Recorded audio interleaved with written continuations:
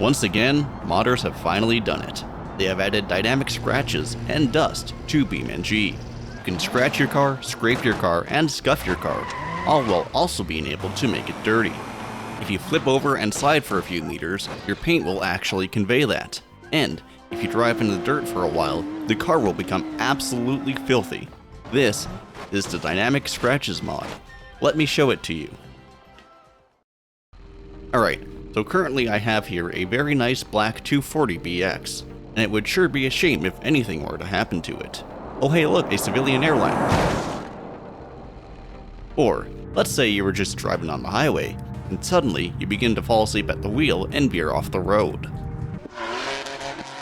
Well, thankfully, there is a guardrail here to protect you.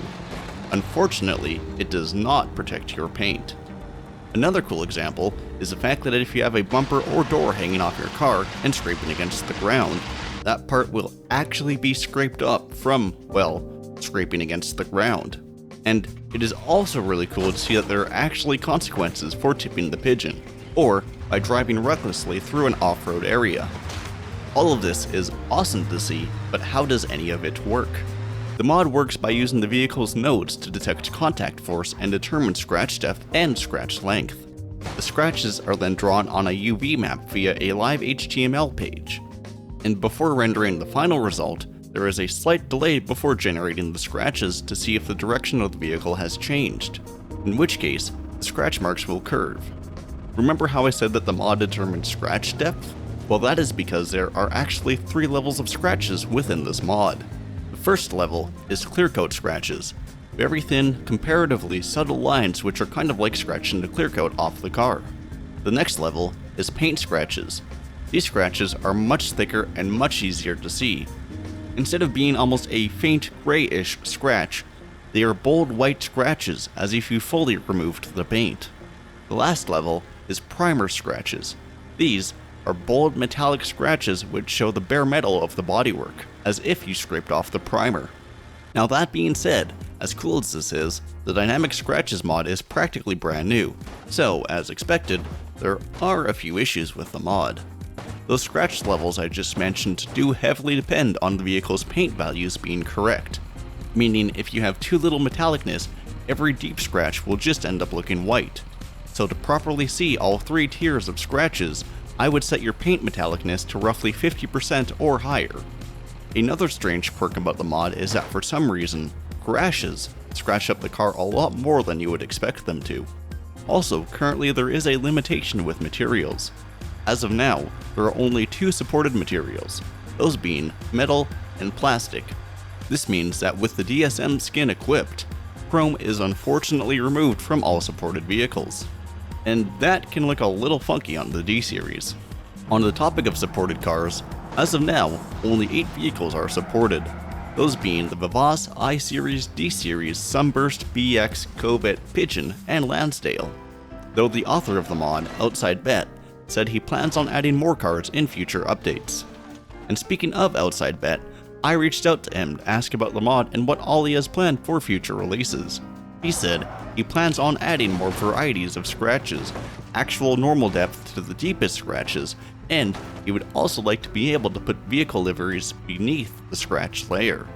When it comes to the dust, Outside Bet was saying he wants to experiment with different types of coverage, and have the dust appear based on what terrain the vehicle is currently driving on. He also plans on slowing down the rate at which cars get dirty, as it is currently just in an accelerated testing mode. You also might have noticed that I have barely even mentioned, let alone shown, off the dust at all in this video. This is because, as just said, for now the dust is really just in a work in progress testing mode to properly make sure that it works on all of the cars. If you want to try it out, you can enable it by pulling out the DSM UI app and toggling the dust on. Once you start driving, the dust will begin to appear, and, as you drive, you might notice that the cars become fully saturated with dust within a matter of seconds, regardless of wheel spin or even the surface that you were driving on. Which, again, is because any of that has yet to be configured. And on that note, quite a lot of this mod is a work in progress, with Outside Bet adding new vehicles and features pretty regularly while I was working on this video. So, there may be a decent number of things you would like to see improved or added. and there is a good chance that he is already working on that. Though, as always, I have linked this mod, as with any others used in this video, down in the description below. I would also like to thank Outside Bet for granting me early access to this version of the mod before it was approved on the repo. Now, by the time this video is out, you guys should have access to this release, or even a newer build. But just in case, the main differences between this update and the initial release are the fact that scrapes are much more directional, they can actually curve, and their sensitivity has been adjusted to try to be more realistic about when they appear.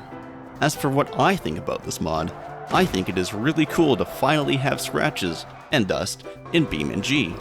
I think it adds quite a lot of immersion to the game, especially during rollovers and crawling in rocky areas.